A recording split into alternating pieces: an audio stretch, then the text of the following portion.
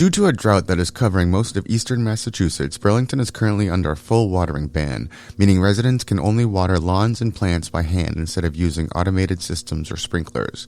DPW Director John Sanchez explains that even with a limited connection to the MWRA through Arlington, the current conditions could get much worse if residents and businesses don't adhere to the watering restrictions. Obviously, we are in a full water ban. And we don't take those lightly. I mean, we only do water bans where we need to. And unfortunately, I mean, everybody has seen the news, everybody reading the paper, there is a drought going on in eastern Massachusetts. Because of that, we have to have a full outdoor watering ban in place. Now, again, why? Because of the limited resources we currently have. At the rate that we typically use water in the summertime, we will be with no water at the Mill Pond Reservoir before the end of the season. So right now, with the full water ban in place and the little water that we get through the emergency connection, we'll be able to weather the storm.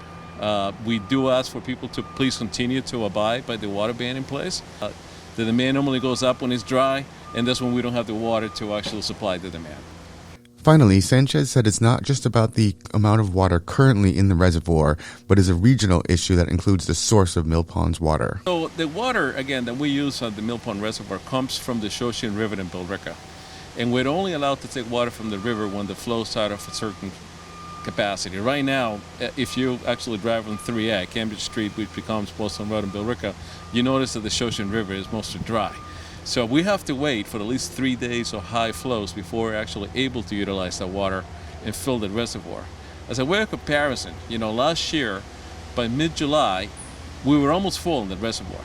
That's why, if you remember last year, there was not an issue with watering or water heat in town. This year, we're down like 8 feet from the top. So it's a quite big difference in how much water we have utilized this year as we were here at the same time last year. I'm BNEWS Director Rich Osford.